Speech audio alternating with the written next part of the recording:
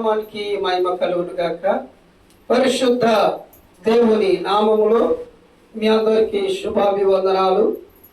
ఈ దినం దేవుని సన్నిధానంలో ఈ రీతిగా ఆరాధనలో గడపడానికి దేవుడు మహా గొప్ప కృపను మనకి ఇచ్చాడు. దేవునికి మహిమ కలుగును గాక. హల్లెలూయా.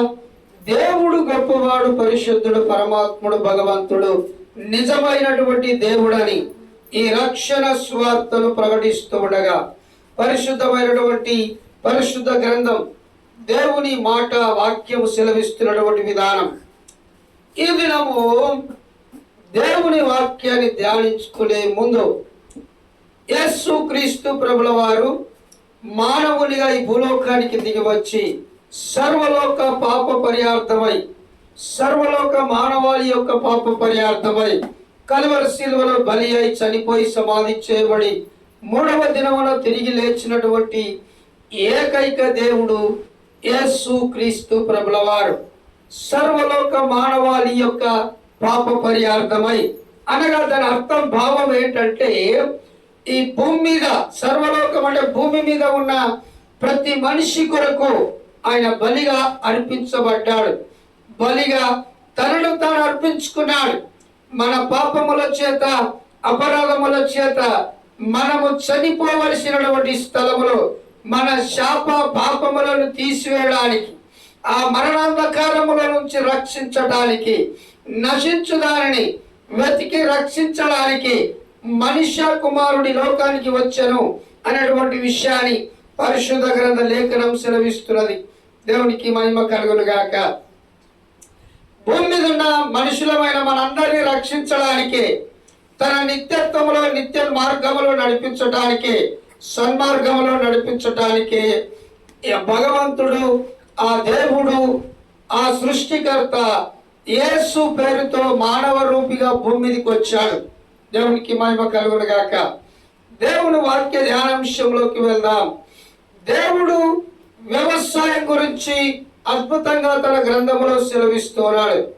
వ్యవసాయం, ఈ వ్యవసాయం అనగా ఏంటి, చేస్తున్నటువంటి విధానం ఏంటి, వ్యవసాయం వ్యవస్థ, దానికి సహాయం అందిస్తున్నటువంటి విధానం, ఈ వ్యవస్థను కలగజేసినటువంటి దేవుడు, ఈ వ్యవస్థను నడిపిస్తున్నటువంటి దేవుడు, ఈ వ్యవస్థలో ఆ అత్యధికముగా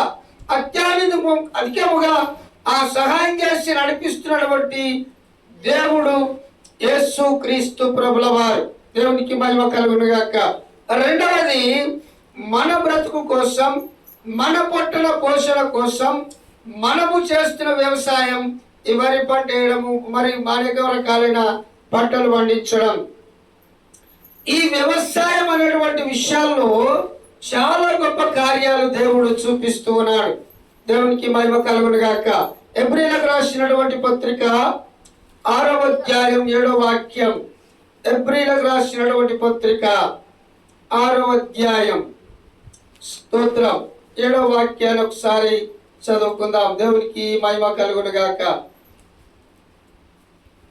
దేవుడు ఈ వ్యవసాయం అనేటువంటి వ్యవస్థను నెలకొల్పిన తర్వాత, ఈ వ్యవస్థను నిర్మించిన తర్వాత తాను చేస్తున్నటువంటి గొప్ప సహాయం ఏంటంటే తన కృప చేత సమస్తాన్ని నడిపిస్తున్నాడు అన్నటువంటి విషయాన్ని జ్ఞాపకం చేసుకుందాం. ఎట్లనగా భూమి తన మీద తరచుగా కురియు వర్షమును త్రాగి ఎవరి కొరకు వ్యవసాయము చేయబడునో వారికి అనుకూలమైన పైరులను ఫలించుచు దేవుని ఆశీర్వాదము పొందును. దేవుని ఆశీర్వాదము పొందును. వ్యవసాయం, ఈ వ్యవసాయం చేస్తూ ఉన్నాం, కానీ దేవుని ఆశీర్వాదం పొందుకోలేకపోతున్నాం. దేవునికి మహిమ కలుగును గాక. ఎట్లనగా భూమి తన మీద తరచుగా కురుస్తున్నటువంటి వర్షం గురించి మాట్లాడుతున్నాడు. అయితే దేవుడు ఆకాశము నుంచి కురిపిస్తున్న వర్షాన్ని భూమి త్రాగి మనకు పైరును పండిస్తున్నటువంటి విషయాన్ని జ్ఞాపకం చేస్తున్నాడు. సేమ్ టైం అలాగే మన బ్రతుకుల్లో మన జీవితాల్లో కూడా దేవుని యొక్క ఆశీర్వాదము పొందుకునేటటువంటి విషయాన్ని జ్ఞాపకం చేస్తున్నాడు. దేవుని ఆశీర్వాదం పొందుకోవడానికి ఇష్టపడతలేము కానీ దేవుని యొక్క భయంకరమైన కోపాగ్నికి బలి కావడానికి ఇష్టపడుతున్నాం. భయంకరమైన కోపాగ్నికి కాలిపోవడానికి ఇష్టపడుతున్నాం. నిజమే, నిజమే. దేవుడు భయంకరమైనటువంటి వాడు. దేవుడు ఎంత ప్రేమ చూపిస్తున్నాడో అంత కోపకొండి కూడా. ఎందుకని? తప్పు చేస్తున్న మనలను, పాపం చేస్తున్న మనలను చంపడానికి కూడా వెనకాడనటువంటి దేవుడు. ఎందుకని? మాట వినకపోతే మన పిల్లలనే కట్టితో కొడతాం. నువ్వెందుకు పుట్టావురా, ఆయననే చనిపోకపోతేవని తిడతాం. అంటే మనుషులమైన మనకే ఇన్ని ఆలోచనలు, ఇన్ని విధానాలు ఉంటే సృష్టికర్త దేవుడు ఆయన ఎలా సహించగలడు? దేవునికి మహిమ కలుగును గాక. చూద్దాం. యోహాను సువార్త 1వ అధ్యాయం, యోహాను సువార్త 15వ అధ్యాయం 1వ వాక్యం. నేను నిజమైన ద్రాక్షవల్లిని, నా తండ్రి వ్యవసాయకుడు అని మాట్లాడుతున్నాడు అక్కడ. దేవునికి మహిమ కలుగును గాక. ఏమంటున్నాడు? నేను నిజమైన ద్రాక్షవల్లిని అని మాట్లాడుతున్నాడు. అంటే దాని అర్థం ఏంటి? కాని ద్రాక్షవల్లి అనేది ఒకటి ఉన్నది. ఎందుకని దేవుడు చేయనటువంటివి నేత్రాశ, శరీరాశ, జీవపు డంబము ఇవి దేవుని వలన పుట్టినవి కావు అని దేవుడే స్పష్టంగా చెప్పాడు. ఏంటవి? నేత్రాశ, కళ్ళతో ఏది చూస్తే అది కావాలి అని అనుకుంటాం, అది దేవుడు పుట్టించినటువంటిది కాదు. శరీరాశ, ఈ శరీరానికి ఎన్నో రకాలుగా సుఖపెట్టాలి, దీన్ని ఆనందపరచాలన్నటువంటి విషయాన్ని చూస్తూ ఉంటాం. ఇది దేవుడు పుట్టించినటువంటిది కాదు. జీవపు డంబం, భ్రమలో బ్రతుకుతాం. నేను చేసేదే కరెక్టు, నేను మాట్లాడిందే రైటు, నేను నడుస్తున్నదే వాస్తవము, నేను నడుస్తున్న తోవనే నిజమైనది అనేటువంటి డంబములో జీవిస్తూ ఉన్నాం. ఈ భయంకరమైన డంబముల నుంచి మనని, నేను నిజమైన ద్రాక్షవల్లిని, నా తండ్రి వ్యవసాయకుడు అని చెప్తున్నాడు దేవుడు. దేవునికి మహిమ కలుగును గాక. ఏంటి నిజమైన ద్రాక్షవల్లి అంటే? మనమంతా దేవుని యొక్క తోట, దేవుని యొక్క పని, దేవుని ఈ లోకము పొలము, ఈ లోకము పొలముగా దీన్ని పోషిస్తూ ఉన్నాడు, నడిపిస్తూ ఉన్నాడు, కాపాడుతూ ఉన్నాడు, సంరక్షిస్తూ ఉన్నాడు. ఈ పొలమును కాపుగాస్తూ ఉన్నాడు. ఆయన వ్యవసాయకుడు, మన తండ్రి అయిన దేవుడు వ్యవసాయకుడు. మనకేది ఎప్పుడు కావాలి, ఎప్పుడు ఎలా నడుచుకోవాలి, ఎప్పుడు ఎలా జీవించాలి, ఎప్పుడు ఎలా బ్రతకాలి అనేటువంటి విషయాలను మనల్ని సంరక్షిస్తున్నాడు. మనము పొలం వరి నాటేసిన తర్వాత దానికి మందు చల్లి, కలుపు కలిసి, నీళ్లు వారబెట్టి ఎలాగైతే పొలాన్ని వ్యవసాయం చేస్తున్నామో, మన తండ్రి అయిన దేవుడు ఆ పొలమును మనం చూసినట్లుగా మనల్ని ఆయన చూస్తూ ఉన్నాడు. మనము వేసిన పంటను ఎలాగైతే ఆ పురుగుల నుంచి, దోమకాటు నుంచి, తెగులు నుంచి, రోగము నుంచి ఎలాగైతే కాపాడుకుంటామో, అలాగే ఈ భయంకరమైన సాతాను పెడుతున్న ఇక్కట్ల నుంచి మన తండ్రి అయిన దేవుడు మనల్ని కాపాడుతాడు. దేవునికి మహిమ కలుగును గాక. ఏంటా ఇక్కట్లు? ఆ దురాత్మ, దయ్యముల శక్తి అనే పురుగు నుంచి మనల్ని కాపాడుతాడు. ఈ లోక శ్రమలు అనే తెగులు నుంచి మనల్ని కాపాడుతున్నాడు. రోగముల చేత, ఆ జనముల చేత పీడింపబడుతూ, దురాత్మల చేత పీడింపబడుతూ, మంత్రశక్తుల చేత పీడింపబడుతున్న మనలను ఆయన కాపాడడానికి ఆయన కృప అనే మందును కొట్టి ఆ రోగం అనే ఆ దోమకాటు నుంచి, ఆ రోగము నుంచి మనల్ని కాపాడడానికి ఆయన నిజమైన ద్రాక్షవల్లిగా, వ్యవసాయకుడిగా ఆయన ఉంటున్నాడు. దేవునికి మహిమ కలుగును గాక.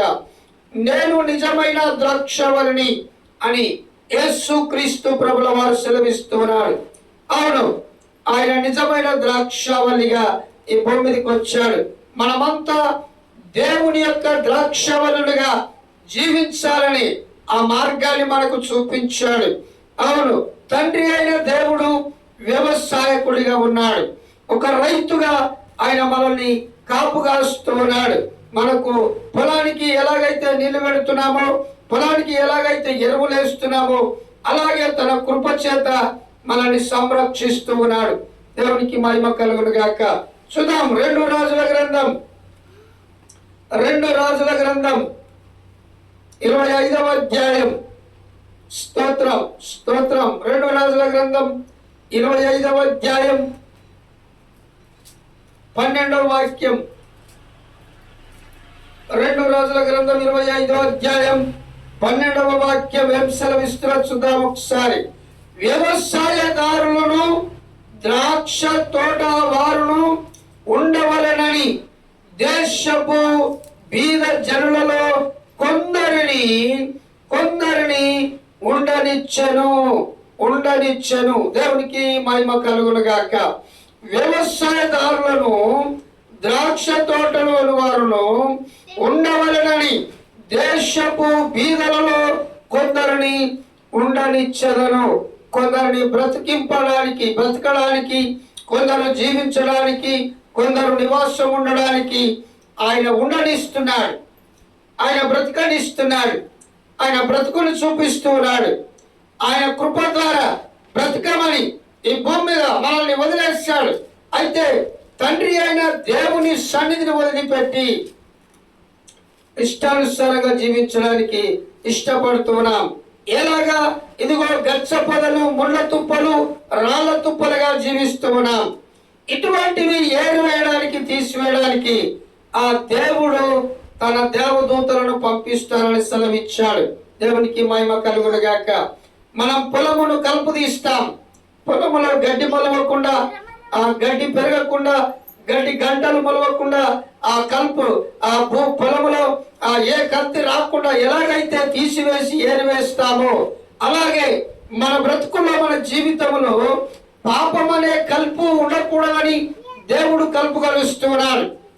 మన బ్రతుకుల్లో, మన జీవితాల్లో ఆ దురాశ, దుర్మార్గం అనేటువంటి గడ్డి మొలవకూడదని ఆ మందులు, ఆయన కృప అనే మందులు వేసి దాన్ని బాగు చేస్తున్నాడు. దాని నుంచి విడిపిస్తున్నాడు. దాని నుంచి సంరక్షిస్తూ ఉన్నాడు. దేవునికి మహిమ కలుగును గాక. అందుకే వ్యవసాయదారులను, ద్రాక్ష తోట వారును ఉండవలెనని దేశపు బీదలలో కొందరిని ఉండనిచ్చాను. ఎందుకని ఉండనిస్తున్నాడు? మనుషులుగా మనం బ్రతకాలని ఆయన ఇష్టపడుతున్నాడు. లేవ్యాకాండం 25వ అధ్యాయం, లేవ్యాకాండం 25వ అధ్యాయం 23వ అధ్యాయం 21వ వాక్యం చూద్దాం ఒకసారి. 23వ అధ్యాయం 21వ వాక్యం.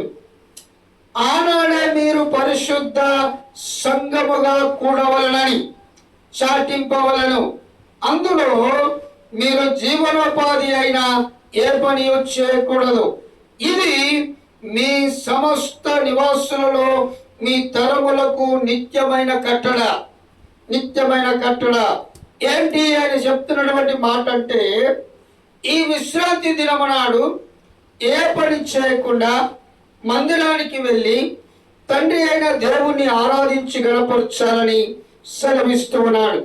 ఆ తండ్రి అయిన దేవుణ్ణి ఎప్పుడైతే గణపరిచి, మహిమపరిచి బలపరుస్తామో అప్పుడే ఆయన మనల్ని దీవించి ఆశీర్వదిస్తారని మాట్లాడుతున్నాడు.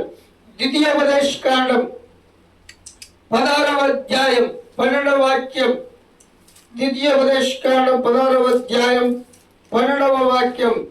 నీవు ఐగుప్తులో దాసులవై ఉండిన సంగతి జ్ఞాపకము చేసుకొని ఈ కట్టలను అనుసరించి జరుపుకొనవలెను.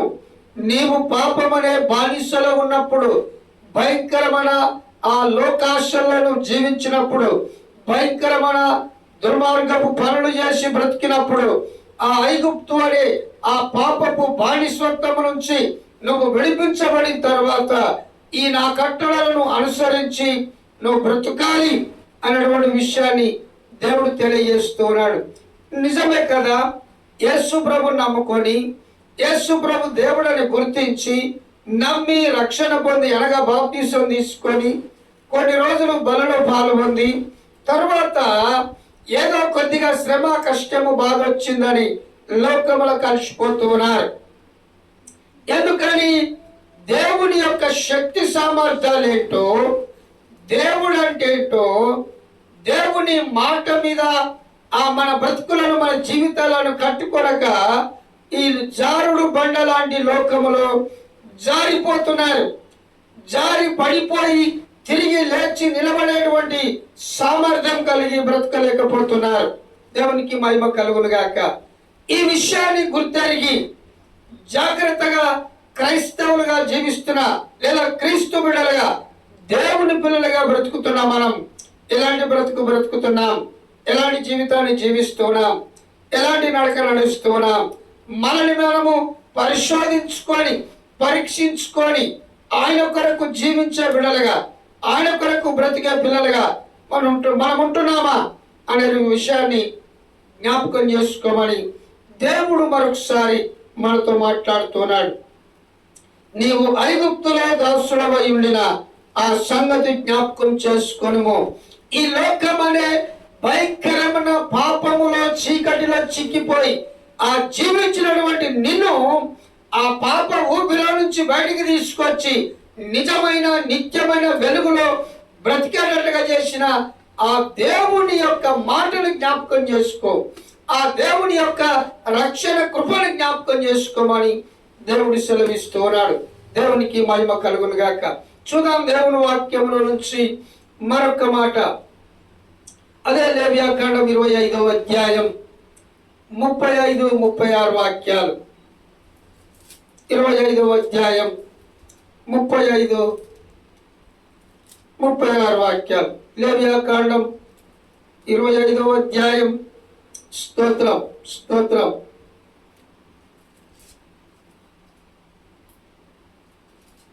35-36 వాక్యాలు.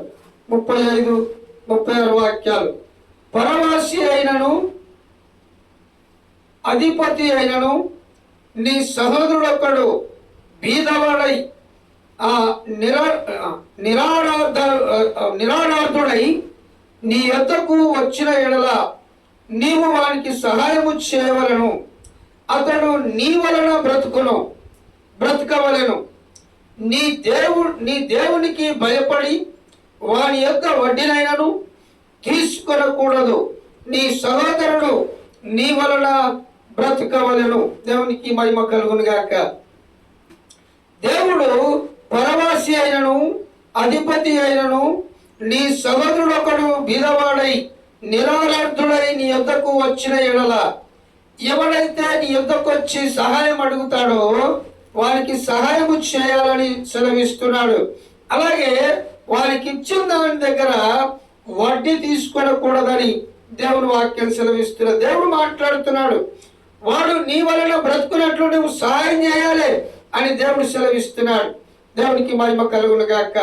వ్యవసాయం, దేవుడు చేసే వ్యవసాయం, మనము చేసే వ్యవసాయం చాలా తేడాగా, చాలా విడ్డూరంగా కూడా కనబడుతూ ఉంటది. దేవుడు ఈ వ్యవస్థను నిర్మించి ఈ వ్యవస్థను తన కృప అనే సహాయము ద్వారా నడిపిస్తూ ఉన్నాడు. ఈ సంగతి చాలా మందికి తెలియదు. తెలిసిన అది తెలియనట్టుగానే ఉంటూ ఉన్నారు. దేవుడు సృష్టికర్త సమస్తాన్ని నడిపిస్తున్నటువంటి యేసు క్రీస్తు ప్రభుల వారిని నిన్నగాక మొన్న వచ్చాడు అని అనుకుంటూ ఉన్నారు. ఆయన మానవ రూపిగా మనిషి రూపముగా భూమిదికి రాకముందే ఆయన మొదట ఉన్నవాడు. హల్లెలూయా. ఈ సృష్టి రవ్వంతైనా లేకముందు ఆయన ఉన్నాడు. ఆయన నేను ఉన్నవాడను అనువాడను అని సెలవిచ్చాడు. నేను మొదటి వాడను కడపటి వాడను అని సెలవిచ్చాడు. అబ్రహాం పుట్టక ముందే నేను ఉన్నానన్నాడు యేసు ప్రభుల వారు. దేవునికి మహిమ కలుగును గాక.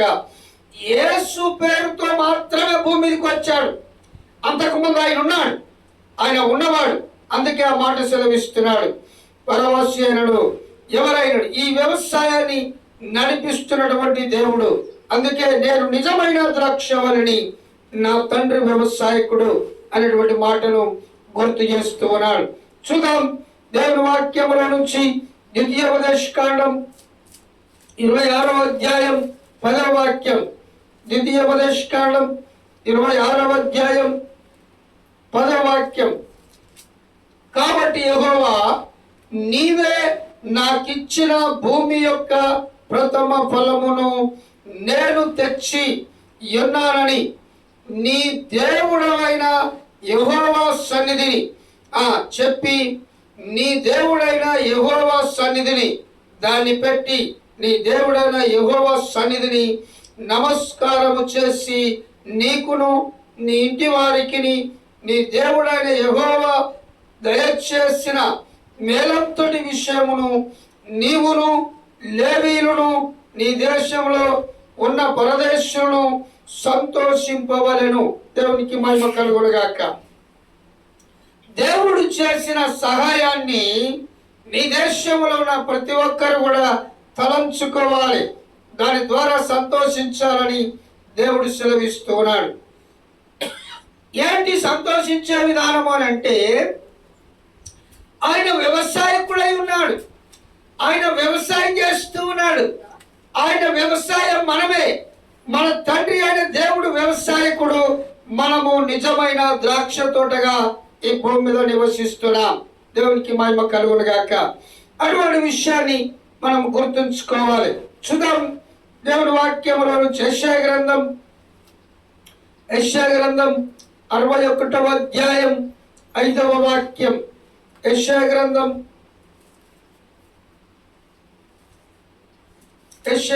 61వ అధ్యాయం. దేవానికి వందనాలు, స్తోత్రములు నాయన. 5వ వాక్యం. ఆయన ఏం సెలవిస్తున్నాడు అక్కడ? అన్యులు నిలువబడి మీ మందలను మేపెదరు, పరదేశులు మీ వ్యవసాయకులను మీ ద్రాక్ష తోట కాపరులను అగుదురు. దేవునికి మహిమ కలుగునుగాక. ఎవరైతే దేవుణ్ణి కాదంటున్నారో, ఎవరైతే దేవుణ్ణి తెలుసుకోలేకపోతున్నారో, ఎవరైతే దేవుణ్ణి దేవుడని ఒప్పుకోలేకపోతున్నారో, వారు ఖచ్చితంగా ఒక దినం ఒప్పుకునే దినం వస్తుందని దేవుడు స్పష్టంగా మాట్లాడుతూ ఉన్నాడు. ఈ భూమి మీద ఉన్న ప్రతి వాని మోకాలు ఆయన ఎదుట వంగును అనేటువంటి వాక్యం నెరవేరే దినము రాబోతున్నది. అది యెహోవా మహాదినము అనేటువంటి విషయాన్ని జ్ఞాపకం చేస్తూ ఉన్నాడు. యెహోవా మహాదినము అనేది అది పెద్ద సబ్జెక్టు, తర్వాత వచ్చే వారం చూద్దాం. అయితే తండ్రి అయిన దేవుడు వ్యవసాయకుడిగా వ్యవసాయం చేస్తున్నటువంటి వాడిగా కనబడుచున్నాడు. ఆయన చక్కగా వ్యవసాయం చేస్తున్నాడు.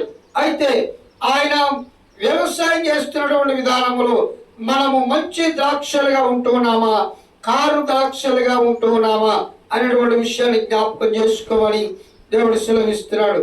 దేవునికి మహిమ కలుగునుగాక. హల్లెలూయా. దేవునికి మహిమ. అయితే కొరింథీయులకు రాసినటువంటి పత్రిక, మొదటి కొరింథీయులకు రాసినటువంటి పత్రిక 3వ అధ్యాయం 9వ వాక్యం చూద్దాం ఒకసారి. మొదటి కొరింథీయులకు రాసినటువంటి పత్రిక, స్తోత్రం, 3వ అధ్యాయం 9వ వాక్యం. మొదటి కొరింథీయులకు రాసినటువంటి పత్రిక 3వ అధ్యాయం 9వ వాక్యం ఏం సెలవిస్తుంది? మేము దేవుని జత పని వారమై ఉన్నాం, మీరు దేవుని వ్యవసాయమును దేవుని గృహమునై ఉన్నారు. దేవునికి మహిమ కలుగునుగాక. మనం ఎవరమై ఉన్నాము? మనము దేవుని వ్యవసాయమై ఉన్నాము, దేవుని గృహమునై ఉన్నాము. అనగా ఈ శరీరములో పరిశుద్ధాత్మ దేవుడు నివసించాలని ఈ నివాసాన్ని లేదా ఈ గృహాన్ని ఆయన ఏర్పాటు చేసుకున్నాడు. అయితే ఈ దేహం అనే గృహములో అనేక రకాలైనటువంటి నీచ నికృష్ట పనులు చేసి ఈ శరీరాన్ని అపవిత్రపరిచినందున దేవుని నివాసముగా లేదా దేవుని గృహముగా ఉండలేకపోతున్నాం. దేవునికి మహిమ కలుగునుగాక. ఏంటది? భయంకరమైనటువంటి దురాత్మ అలవాట్లు, దుష్ట అలవాట్లు కలిగి జీవిస్తున్నాము గనక ఆ తాగుడనే వ్యసనానికి బానిసలం అయిపోయి ఆ బీడీలు తాగడం, కోల్డ్ సీసాలు తాగడం, సిగరెట్లు తాగడం, సినిమాలు చూడడం, భయంకరంగా వ్యభిచారం చేయడం, ఆ అబద్ధాలు కలిబలి మాటలు చెప్పడం, వీని మీద వానికి, వాని మీద వీనికి చెప్పి కొట్లాటలు పంచాలు చేయడం, ఇటువంటి భయంకరమైనటువంటి పాపపు జీవితాన్ని కలిగి జీవిస్తున్నాం కనుక ఆ పాపాన్ని దేవుడు ఎన్నడూ కూడా ఇష్టపడేవాడు కాదు. పాపమును ద్వేషిస్తాడు ఆయన. అయితే పాపిని రక్షించడానికి ఆయన ఈ భూమి మీదకి వచ్చాడు. అందుకే ఆయన మేము దేవుని జత పనివారమై ఉన్నాము, మీరు దేవుని వ్యవసాయము దేవుని గృహమునై ఉన్నారు. మేము దేవుని జత పనివారం. యేసుక్రీస్తు ప్రభుల వారు మాకప్ప చెప్పిన ఈ రక్షణ స్వార్థను ప్రకటించడానికి పనివారిగా పనిచేస్తున్నాం. అయితే మీరు పొలము వ్యవసాయముగా ఉన్నారు. సంఘ బిడ్డలుగా మీరు వ్యవసాయంగాను దేవుని గృహముగాను ఉన్నారు అనే విషయాన్ని ఆయన జ్ఞాపకం చేస్తున్నాడు. తిమోతిలకు రాసినటువంటి పత్రిక, తిమోతికి రాసిన రెండవ పత్రిక 2వ అధ్యాయం 6వ వాక్యం. తిమోతికి రాసిన రెండవ పత్రిక 2వ అధ్యాయం 6వ వాక్యం ఆయన సెలవిస్తున్నాడు. పాటుపడిన వ్యవసాయకుడే మొదట పొలములో పాలు పంచుకొనవలసిన వాడు. పాటుపడిన అనగా కష్టపడి పని ఎవడైతే చేస్తాడో వాడే దానికి తగిన ప్రతిఫలము అనగా మంచి పంటను చూస్తాడని, మంచి ఆశీర్వాదాన్ని పొందుతాడని, మంచి జీవితాన్ని కలిగి ఉంటాడని, మంచి బ్రతుకును కలిగి ఉంటాడని దేవుడు సెలవిస్తున్నాడు. ఈ సత్యాన్ని గ్రహించలేక, ఈ సత్యాన్ని తెలుసుకోలేక అభాగ్యులమై, నిర్భాగ్యులమై, నిష్ఠ లేని, ప్రతిష్ట లేని, అతి తుచ్చమైన, నీచమైన జీవితాలుగా, బ్రతుకులుగా ఈ భూమి మీద జీవిస్తూ ఉన్నాం. దేవునికి మహిమ కలుగునుగాక. ఇంతటి ప్రతిష్ట, నిష్ఠ కలిగినటువంటి జీవితాన్ని దేవుడు బ్రతుకును మనకి ఇవ్వాలని ఆయన ఆశపడుతున్నప్పుడు మనము దాన్ని గ్రహించి, తెలుసుకొని, ఆహ్వానించి దాన్ని పొందుకోలేకపోతున్నాం. ఎందుకని? ఈ లోక ఆశల వైపు చూస్తూ భ్రష్టులమైపోయి జీవిస్తున్నామని దేవుడు సెలవిస్తున్నాడు. అందుకే పాటుపడిన వ్యవసాయకుడే అనగా కష్టపడిన వ్యవసాయకుడే ఇదిగో మంచి పంటను పొందుతాడని దేవుని వాక్యం సెలవిస్తున్నది. దేవునికి మహిమ కలుగునుగాక. ఎందుకని దేవుడు ఆ మాట సెలవిస్తున్నాడు? ఇప్పుడు వ్యవసాయం చేస్తున్నాం, పొలం నాటేసాం, దాని ఒడ్డు చుట్టూ గడ్డి కోయాలి, దాంట్లో గడ్డి మొలవకుండా కలుపు తీయాలి, అది పెరిగే బలపడినట్లుగా మందులు వేయాలి, ఏ పురుగు తగలకుండా మందు కొట్టాలి, గడ్డి మందు వేయాలి. ఇటువంటివి ఎలాగైతే పొలానికి చేస్తున్నామో దేవుని పొలముగా, దేవుని ద్రాక్ష తోటగా ఉన్న మనల్ని కూడా మన తండ్రి అయిన వ్యవసాయకుడు అలాగే చేస్తున్నాడు మన పట్ల, అలాగే మన పట్ల జరిగిస్తూ ఉన్నాడు. తన మహాకృప చేత మనల్ని పోషిస్తూ, కాపాడుతూ, నడిపిస్తూ ఉన్నాడు. చూద్దాం దేవుని వాక్యంలో నుంచి యాకోబు రాసిన పత్రిక 5వ అధ్యాయం 7వ వాక్యం. యాకోబు రాసిన పత్రిక 5వ అధ్యాయం 7వ వాక్యం. సహోదరులారా, ప్రభువు రాకడ వరకు ఓపిక కలిగి ఉండండి. చూడుడి, వ్యవసాయకుడు తొలకరి వర్షమును కడవరి వర్షమును సమకూడు వరకు వెలువైన భూఫలము నిమిత్తము ఓపికతో కాచుకొనుచు దాని కొరకు కనిపెట్టును గదా. ప్రభువు రాకడ సమీపించుచున్నది గనుక మీరును ఓపిక కలిగి ఉండుడి, మీ హృదయములను స్థిరపరచుకొనుడి. ప్రభు రాకడ త్వరగా రాబోతున్నాడని మరొకసారి దేవుడు తన పరిశుద్ధ గ్రంథము ద్వారా ఈ సమయంలో, ఈ దినమున ఆయన మాట్లాడుతూ ఉన్నాడు. ఎందుకని త్వరగా వస్తున్నాను అంటున్నాడంటే, జనముల యొక్క పాపము భారము భూమి భరించలేక ఈ భూమి దేవునికి మొరపెడుతూ ఉన్నది. దేవునికి మహిమ కలుగునుగాక. భూమి మీద మనుషుల భారం ఎక్కువగా లేదు, మనుషులు చేస్తున్న పాప భారం ఎక్కువైపోయింది. ఈ పాపం అనే భారము ఈ భూతల్లి భరించలేకపోతుంది, ఈ భూమి భరించలేకపోతుంది, మోయలేకపోతుంది, చూసి ధరించలేకపోతున్నది. అయ్యో, నా బిడ్డలుగా బ్రతుకమని తండ్రి అయిన దేవుడు ఈ భూమి మీద నా మీద బ్రతకమని దేవుడు ఇస్తే వారు ఈ పాపములో పడిపోయి నాకును దేవునికి ఆ భయంకరమైన ఆ దుఃఖము కలిగిస్తున్నారని ఈ భూమి దేవునికి మొరపెడుతున్నది. దేవునికి మహిమ కలుగును గాక. మొదట ఆ ఆది కాండములో దేవుడు అలాగే చేశాడు. నోవాహుతో చెప్పాడు, అయ్యా నాయనా నోవాహు, ఈ తరము వారిలో నీ ఒక్కడివే నీతిమంతుడిగా నాకు కనబడుచున్నావు కనుక నీ ఒక ఓడను తయారు చేయి. ఆ ఓడలోనికి ఎవరైతే వస్తారో వారు రక్షింపబడతారు. ఎందుకని? నేను ఆకాశము తుమ్ములను విప్పి భూమి యొక్క తుమ్ములను విప్పి ప్రచండమైన వర్షాన్ని కురిపిస్తాను. 40 రాత్రులు 40 పగళ్ళు ఈ భూమి మీద వర్షం కురుస్తుంది. ఎవరైతే నమ్మి విశ్వసించి ఓడలోనికి వస్తారో వారు మాత్రమే రక్షింపబడతారని నోవాహుతో దేవుడు అనాది కాలంలోనే చెప్పాడు. అంతకుముందు వర్షం అనే ఆ విషయాలు లేవు. అంతకుముందు వర్షం లేదు. వర్షాన్ని సృష్టించింది ఈ భూమి మీద ఉన్న ప్రతి పాపమును నాశనము చేయడానికి. దేవునికి మహిమ కలుగును గాక. ప్రతి పాపిని తీసివేయడానికి దేవుడు జల ప్రళయాన్ని సృష్టించాడు, అనగా వర్షాన్ని కురిపించాడు, ఆకాశపు తుమ్ములను విప్పి. దేవునికి మహిమ కలుగును గాక. హిమాలయ పర్వతాల ఎత్తు మునిగిపోయేటట్లుగా ఈ భూమి మీద నీళ్లు ఉన్నాయని, భూమిలో భయంకరమైనటువంటి ఆ నీళ్లతో నింపేస్తాడని ఆ దేవుని వాక్యం సెలవిస్తున్నది.